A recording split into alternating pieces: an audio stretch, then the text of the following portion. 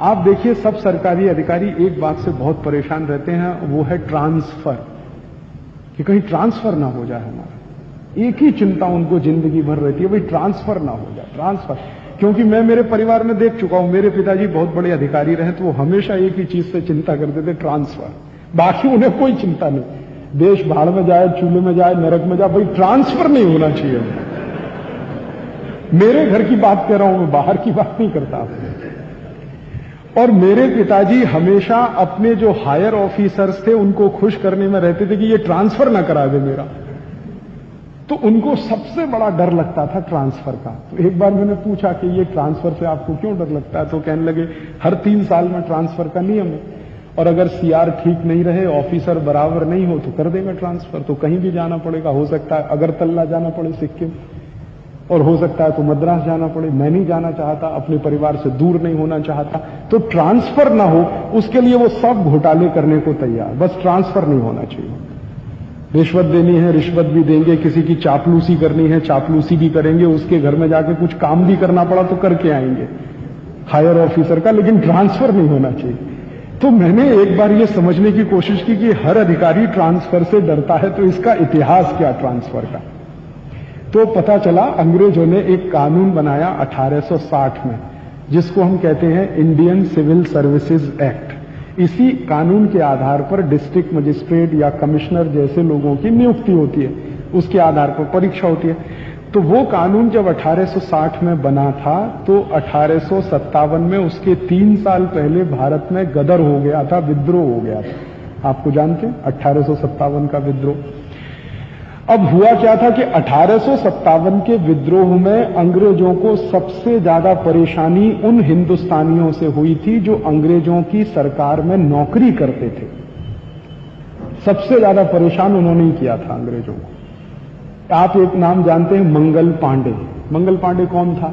एक हिंदुस्तानी था, लेकिन अंग्रेजों में नौकरी करता था, फौज में नौकरी करता था। तो मंगल पांडे कोई अकेला नहीं था, ऐसे सैकड़ों सैकड़ों लोग थे जिन्होंने अंग्रेजों को परेशान कर दिया था। मंगल पांडे ने क्या किया था? एक अपने से बड़े पुलिस ऑफिसर को गोली मार दी थी। और प्रश्न क्या था?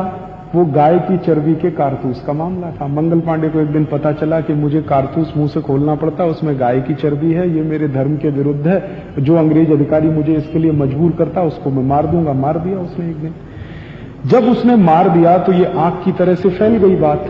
फिर एक दिन मंगल पांडे को कोर्ट मार्शल किया, अंग्रेजों ने मार दिया। तो जब अंग्रेजों ने मंगल पांडे का कोर्ट मार्शल किया तो तत्काल पूरे देश में एक लहर फैल गई, और जहां भी अंग्रेजों की सरकार में काम करने वाले सरकारी कर्मचारी जो हिंदुस्तानी थे, उन्होंने बगावत कर दी।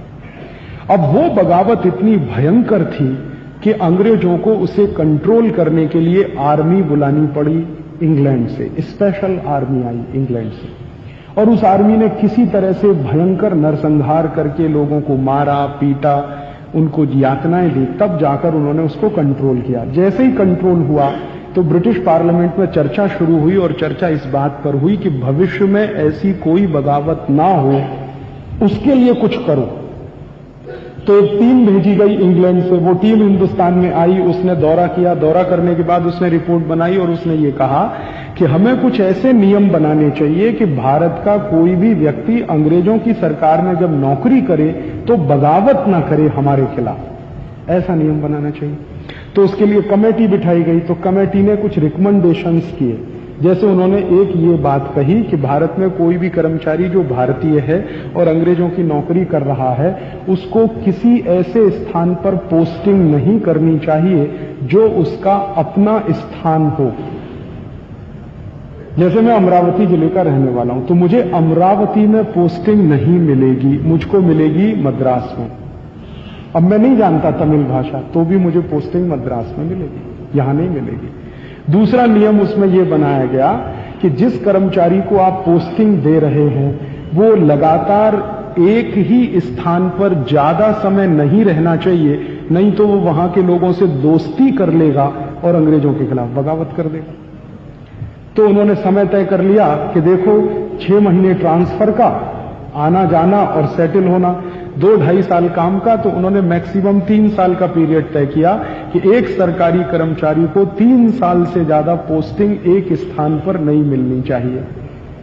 फिर ऐसे ढेर सारे नियम उन्होंने बना दिए। उसके आधार पर अब इस देश में सर्विस रूल्स बने और वो सर्विस रूल्स लागू हुए।